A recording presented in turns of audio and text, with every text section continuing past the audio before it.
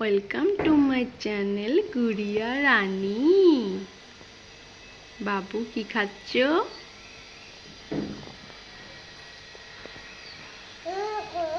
Apple Apple.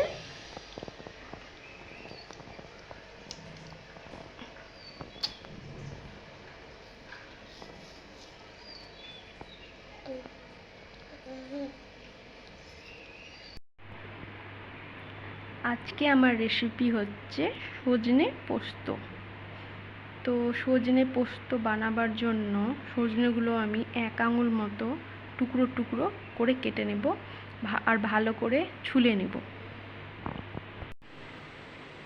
ডাঁটা আমার লম্বা লম্বাভাবে কাটা হয়ে গেছে। এবার আলুটাকেও লম্বা লম্বা করে কেটে নেব। আপনারা চাইলে আলু নাও দিতে পারেন। আলুটা এভাবে লম্বা লম্বা করে কাটলে দেখতে ভালো লাগে। আমি এখানে নিয়ে নিয়েছি পোস্ত, 2 কোয়া রসুন, 2টো কাঁচা লঙ্কা আর মাঝারি সাইজে একটা টমেটোর 4 ভাগের 1 ভাগ, কালার আর টেস্টের জন্য।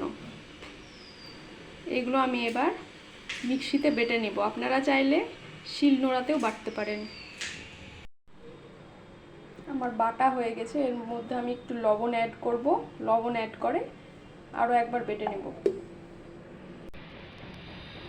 পোস্ত বাটা হয়ে গেছে। এবার আমি রান্না শুরু করব। প্রথমে আমি এর মধ্যে দিয়ে দিব কালো জিরে ফোড়ন, তারপর দিব একটা মাঝারি সাইজের কুচি করে রাখা পেঁয়াজ। পেঁয়াজ বেশিক্ষণ রাখবো না, লালচে হয়ে গেলে আলু দেওয়ার পর পেঁয়াজগুলো পুড়ে যায়। একটু নাড়াচাড়া করার পরই আমি আলুগুলো দিয়ে দিব।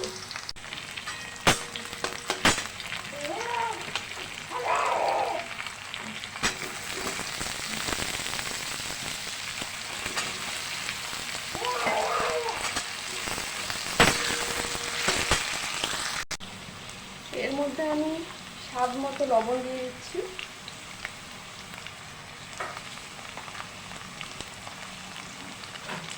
হলুদ দিয়ে দিচ্ছি। অনেকে হলুদ দেয় না, কিন্তু হলুদ না দিলে দেখতে ভালো লাগে না। এবার নাড়াচাড়া করে আমি এটা ঢেকে দেব যতক্ষণ না আলুটা একটা লালচে লালচে ভাব হচ্ছে। আলু যখন লালচে ভাব হবে তখন আমি ডাঁটাগুলোকে দেব। আলুগুলো একটু লালচে লালচে হয়ে গেছে।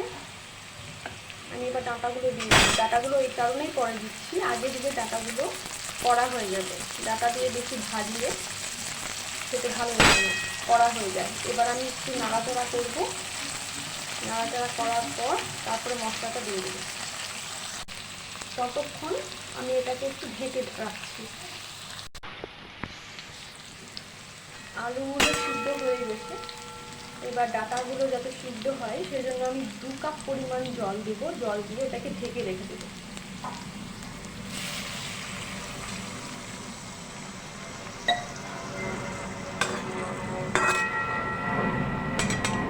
জল দিলাম এই কারণে যাতে ডাঁটাগুলো ভালো করে সেদ্ধ হয়ে যায়।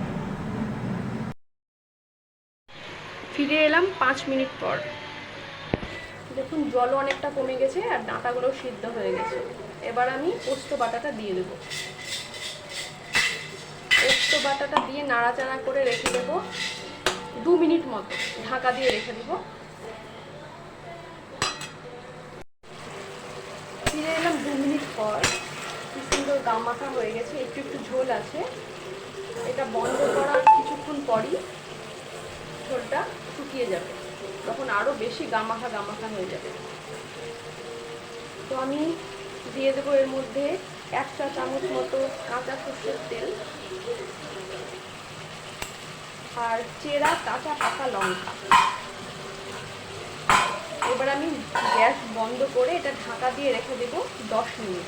10 মিনিট পর এটা গরম ভাতে খেতে অসাধারণ। আমার এই রেসিপি সজনে আলু পোস্ত ভালো লাগলে অবশ্যই বাড়িতে একবার ট্রাই করে দেখবেন। আর আমার চ্যানেলে নতুন থাকলে আমার চ্যানেলকে সাবস্ক্রাইব করবেন, লাইক করবেন, শেয়ার করবেন।